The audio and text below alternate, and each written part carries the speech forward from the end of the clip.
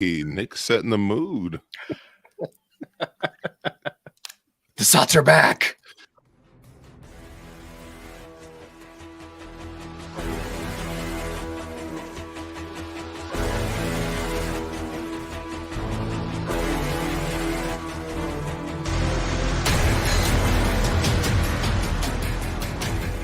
And ladies and gentlemen and all others, welcome to Story on the Spot. Has everybody been since last week? Good?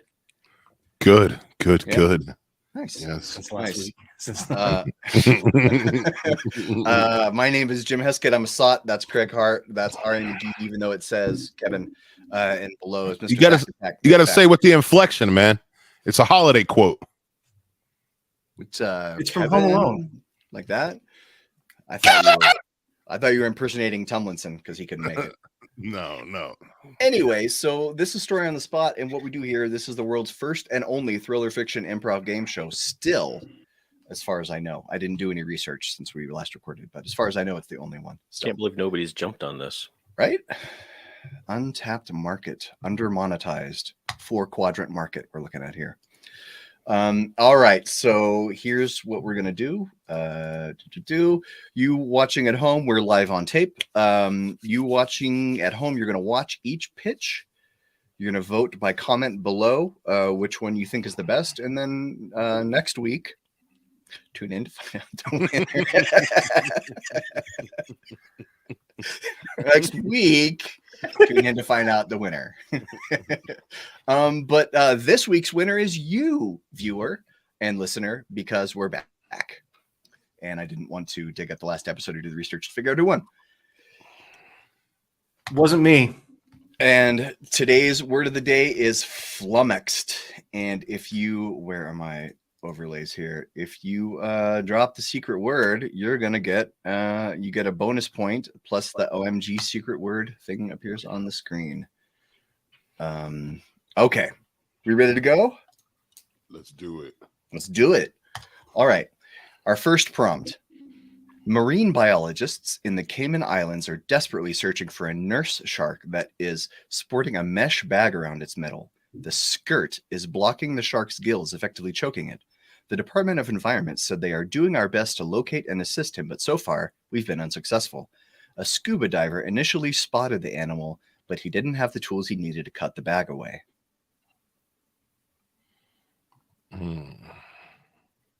So who can tell me what's really going on here in this story?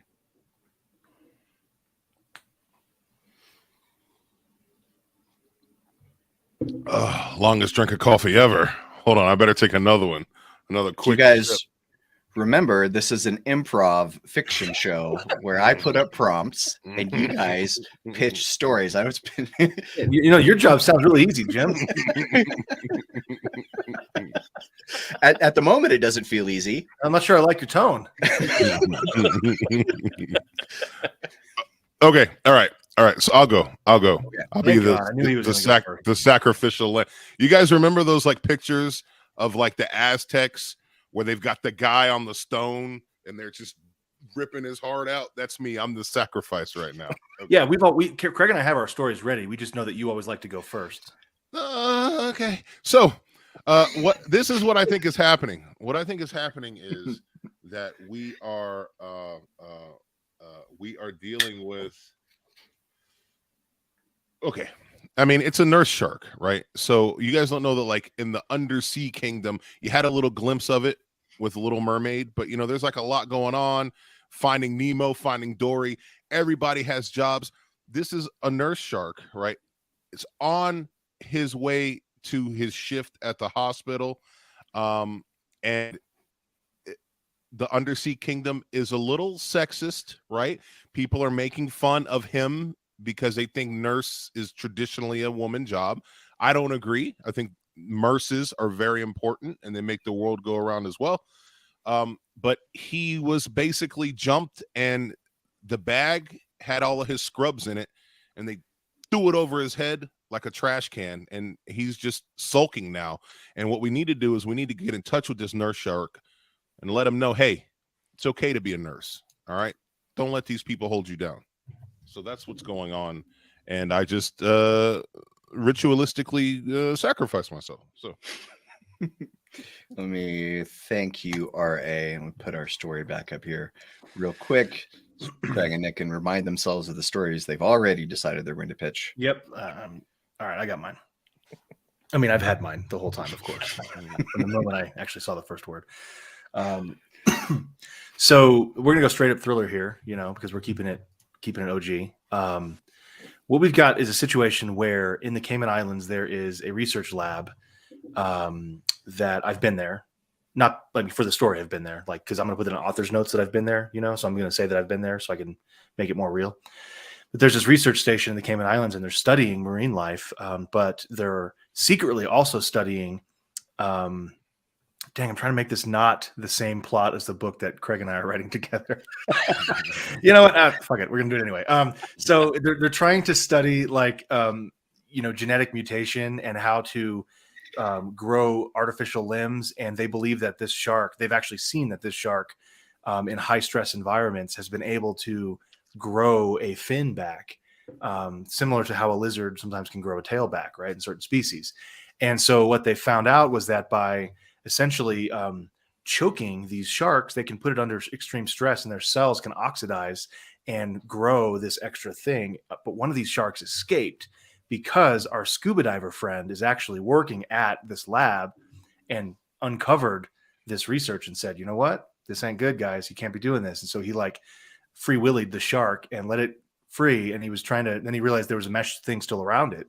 And so he's the one that reported it and everything. And Jim didn't say this in the story, but actually he turns up dead like 10 minutes later. So, so that's your story. That's your thread right there. How's that? Perfect. What a twist. Thanks, Nick. This book that you and Craig are writing sounds amazing. Oh, it's actually a little different than that. I took some poetic liberty. Okay. So what's happening here? It's a drug ring. And the way that they are transporting vast amounts of drugs is by putting them in these plastic sheaths and wrapping them around the bodies of sharks. And then they let them swim their normal path. And this has all been determined because, sharks have been tagged. We kind of know their habits, right? So they can set down the delivery patterns, of course. The problem is, like, an environmentalist came along, like, you know what, we need to save the sharks. They're getting this, garbage wrapped around them, they're dying, all this stuff. So the environmentalists are going out and trying to save these sharks, but it's interfering with the drug trade. So, they might find our product. And so what the drug ring does is insert or embed, one should say, a mole in the environmentalist ranks, one of their people. And he's the diver who goes down to save the sharks. So every time he goes down, they find a shark who's tangled up in garbage, which is actually the drugs. The guy volunteers like, oh, I'll take care of it. I'll go down. So he gets his gear on, jumps in, but he forgets to take his knife, of course. And so he gets down. He's like, I couldn't do it. I forgot to take my knife with me. So we're just going to have to let that one go. So that's what's actually happening. It's just somebody who is interfering with the general operations of trying to save these poor animals. For the sake of drugs. For drugs. Thanks, Craig. My favorite part was when Nick got mad that you used a prop. Well, it didn't flick the way it was supposed to. That's what it was supposed to do. Right. It's like this story is really about the Philips Hue light bulb. We can use props. We use Nick's Amazon affiliate links down below in the description to get Just your we have Philips Hue light bulb. Story in the Spots is lit exclusively by Philips Hue. So, and my mood candle, which you can buy at any King Soopers grocery store. They're near the front, behind the flower area. Oh, and by the way, I should add before my time actually ends that the environmentalist group is flummoxed about how they are not able to save. I forgot about the word. Well done. Nice. My guy was flummoxed as well. He died. Too late, Nick. Oh, man. Okay. Well done, everyone. Moving on to prompt number 2. I got mine. Coventry Club, a 46. Take it off real quick and let it go ahead. Our second prompt of the day. Coventry Club, a 46-acre campground in Milton, Vermont that's been a haven for nudists for almost 60 years, is closing at the end of the season. Our second day here, we fell in love with the place and the people, said camper Gentle Bear. The owners are going to retire in the Ari's face, I love it. God damn it. The owners are going to retire and the land was sold to anonymous buyers. Vermont's unusual laws about nudity allow flashing the birthday suit in public, but you can't take your clothes off in public. It's weird. It's just, this reminds me about, there was this period in Colorado's history where weed was legal to possess, but it wasn't legal to sell. So there was like, where are people getting it? I don't know. Don't worry about that.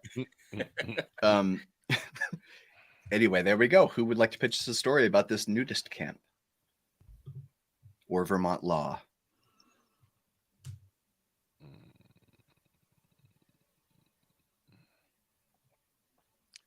Okay. All right. I'll go. I will definitely not be saying the name Gentle Bear at any point in this story because that's you, RA. No. You're the Gentle Bear. No, the hell it's not, sir. Okay. So this is what I think is happening. Okay. At the end of McCarthyism, okay, back in like the 50s and 60s, the Red Scare and all that stuff, the FBI and the CIA kind of teamed up together and they said Hoover is getting a little out of control. Okay, he's wiretapping everything. There's witch hunts. It's all bad, right? And we don't really know what we can do to ensure that when we meet with people, we're not being recorded, that we're not being wiretapped. So the FBI and the CIA got together and they bought this property in Vermont under the auspices of a nudist colony, but it's not really a nudist colony. Everyone there, everyone who comes and goes and shows up, they are operatives and operators and agents, and they're often doing business with other countries and other governments, and this is their way to ensure that they're not being wiretapped. And the reason why they're selling it is it's been 60 something years. The people who were the hard chargers for the program have kind of filtered off and their acolytes have kind of like retiring and dying off. So no one sees the need for a completely sterile space, so to speak, where you can't be wiretapped. And, it has worked very well. It's flummoxed legions of people trying to gain access to secrets and things like that. But that's what this is. This is a high secret information sharing ground. So that's what we're dealing with here. Nice. Thanks, RA. Put this back up here real quick. All right. All right. Here's the deal. Here's what's going on. No, not yet. It's not yet. It's not what it is. Don't get excited, everybody.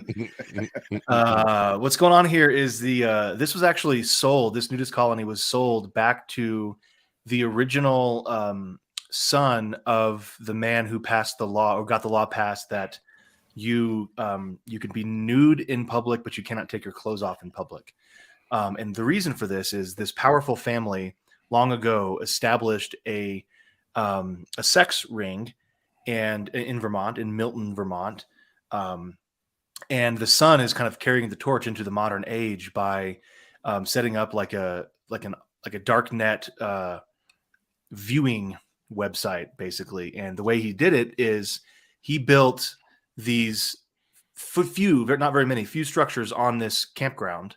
Otherwise everything's outside. And what he did was hid a bunch of cameras inside. So they want to make sure that everybody who comes can be comfortable being nude, but of course you can't take your clothes off outside. So you have to come inside and you have to take your clothes off in there. So everybody comes inside and they get a free striptease, whoever's watching this darknet thing. And the son is just making bank over this.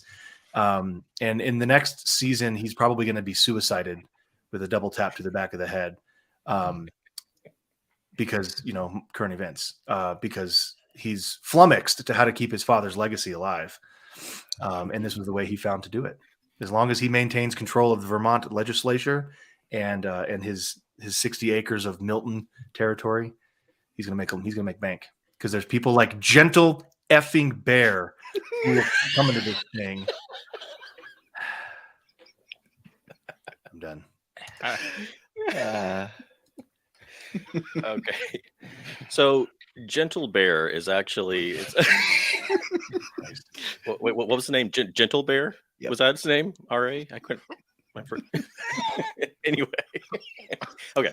It's not a person's name at all. It's the name of a secret project run by not the FBI, not the CIA, but a different group that we don't even know about. Just super what do you call it? Dark government, or what do we have now? Deep state. Deep state, yeah, super deep state. And the issue is they're trying to control people's minds, as they always are. And the latest effort is they look on social media and they see people existing in these echo chambers. They surround themselves with people who think like they do, talk like they do, and vote like they do, all this kind of stuff. Nobody can handle any pushback, any disagreement. We don't want that. And as long as they are completely agreed with all the time and don't have any hardships that they can perceive anyway, they are happy. And so the government says happy people are much easier to control than unhappy, dissatisfied people. And we don't want to deal with them getting upset. So what they did is they been secretly installing inside people's brains this chip that will reflect back to you what you are. So if you see a nude person, that means you are nude. Please go on. I love it. If you see somebody doing something you like, you are actually doing that thing, and it's the ultimate projection. And so you can agree with everybody, you can get along with everybody. Everybody's just like you. However, that means that you are ultimately satisfied, and you have no reason to vote any other way than the government wants you to. They don't have to expect that you're going to push back in any other way, because to you, everything is perfect as you would have it. So that's, and what they're doing up there is under the code name of Gentle Bear. They are running this experiment. It's contained right now, but I expect that they'll be rolling it out nationwide very shortly. So watch out. If you start seeing a lot of nude people around, go home, put some clothes on. It's the only defense. Clothes are our last line of defense against tyranny. All right, authors, time for intermission. Anybody have anything to announce? Any projects? Anything coming up? I got a book dropping in a few days. You want to say any more about that, or no? It's going to be the man of mystery here. So okay, understood. You'll see it. We'll Google. My marketing is just insane. We'll don't go anywhere without hearing. I don't need to promote it at all. No, you'll see my face. You'll be like, "Fuck!" And people will be like, "Oh my god, Jesus, okay, I guess I'll buy it." I'm going to pull a U2 that's going to just show up on your Kindle. It's legit. Yes, there is a book I have dropping on the 25th of December. Second in the adventure thriller series that I have going. So it's called Mayan Thunder. Nice. Check it out. It's about a fart. Mm. No, what? What? Yeah, I had that thought too, but it works with the forcing Jim to edit this. Montezuma's revenge. Now people buy it just to find out if it's in there. All right. RA, did you have anything you wanted to pimp? No. Okay. Nothing. All right. Let's move on to our third prompt. TSA officers at the Fort Lauderdale Hollywood International Airport made a foul discovery as they screened luggage, a pistol stuffed inside a raw chicken. The Associated Press reported that both raw meat and firearms are allowed on airplanes, just not packed together. TSA posted a photo of the Bang Bang chicken on its Instagram account, but did not identify the traveler or whether it made any arrests. Hold on, pause. Can we pull up the TSA Instagram account? TIL. This is an old story. It's pretty old. I can't believe they have an Instagram account. Wow. That's what they're doing with all of those those full body scans. Mm. Raw chicken. That's really weird. That's really Who wants to pitch us a story about the Bang Bang Chicken?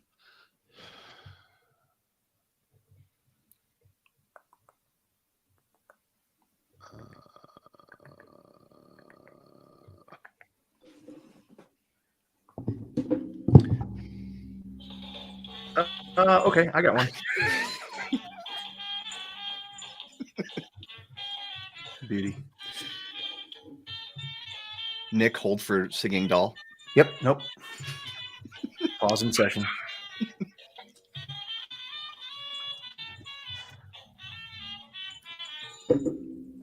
"30 minutes left." Second verse, same as the first. All right, Nick, you got one? I think so. So what we've got here, the situation is not aliens, unfortunately, but we have a classic story of a YouTuber influencer who wants to influence. Is that what they say about themselves? To do what they do. And this time they've decided they're going to make a video about cooking a chicken on an airplane. Okay, because as you know, the story goes, we know we're not supposed to take blades or open flame devices, lighters or anything like that on a plane, and so this would obviously be very difficult to do. So this YouTuber decided he's figured out a way to do it. He's got a safety razor hidden inside of his in his DOP kit in his carry-on, and TSA, being the impeccable organization they are, has missed that. And he relied on them missing that, and he's got a way to. So he's got a way to cut the chicken up, and he's got like a little Bic lighter that he's going to fashion once he gets into the bathroom on the airplane. And this is going to be his methodology. He's got like a basically a tray thing that he's going to do this all on in his seat. He's going to cook a whole chicken, and the unsuspecting person sitting to his left in the middle seat doesn't know this yet, but they're going to be the videographer. So he's got this whole plan baked up, and pun intended. And he walks through the TSA thing, and the reason he's got a whole chicken is that he bought it frozen at the grocery store the night before. So he's like, I'm going to go out of town. I'm going to leave it on the counter. It's going to defrost. And by the time I get through TSA and get on the airplane, it'll be defrosted, but it'll still be safe to eat. And so this is his whole plan. What he doesn't know is that there's a gun inside the chicken. And that's my story. Mm.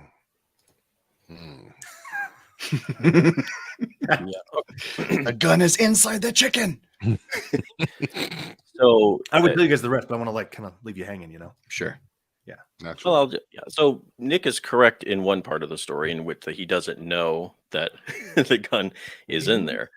But what's actually going on is what will soon be remembered as the Great Chicken Uprising of 2022. And what happened on Old McDonald's farm way off in the country is that a group of chickens got together and it's like, you know what? We're sick of this being murdered for dining purposes. It's just not fair. We're being treated badly. We're going to take over, uprise, and all that good stuff. So they're like, you know what? We need to make a statement. Otherwise, who's going to listen to a chicken? They didn't realize that anybody would listen to a talking chicken, but they didn't think that through, of course. So we need to make an example. So we're going to make a big statement, and what we need to do is hijack a plane, and then everybody will realize that we mean business and that things need to change. But however, who's going to let a live chicken on an airplane? So one of you suckers are going to have to sacrifice yourself. So the lead chicken gets up and it's like, who will it be? Will it be Bobby or Samuel? And Samuel's like, it's going to be me. So they end up killing whatever chicken I said was, and sticking the gun inside. And he gets shipped off to the plant as normal, is purchased, ends up on the airplane. And how this ties in to Nick's story is that is the very chicken that this YouTuber, unsuspecting, is going to begin to prepare. So he finds the gun, right? And he's holding the gun, and everybody's like, that's the guy. He's trying to hijack the plane, but it's really the work of the chicken. And so they tackle him, and inside the gun is taken to the FBI headquarters and examined. And inside the chamber of the gun is a note from the chickens saying, "This is only the beginning." Dun, dun, dun. Nice. Nice. Thank you, Craig. All right, why don't you bring us home? Okay, so the story here is that there is a mild-mannered teacher, and he was the witness to a homicide. Okay, and now he's flying across the country to go meet with the feds to tell them what happened.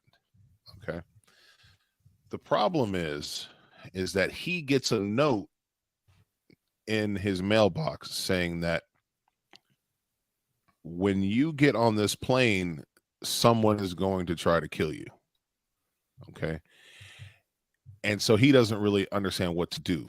And attached to the note is attached to a box. So he opens up the box and there's a gun, and there's also a dossier of the assassin who's trying to kill him. The assassin that's trying to kill him is very, very particular, and that the gun that's in the box is the assassin's favorite gun. It's the only gun he'll ever use to kill someone. It's like notches on his bedpost, right? That's the one that he wants all the bodies on.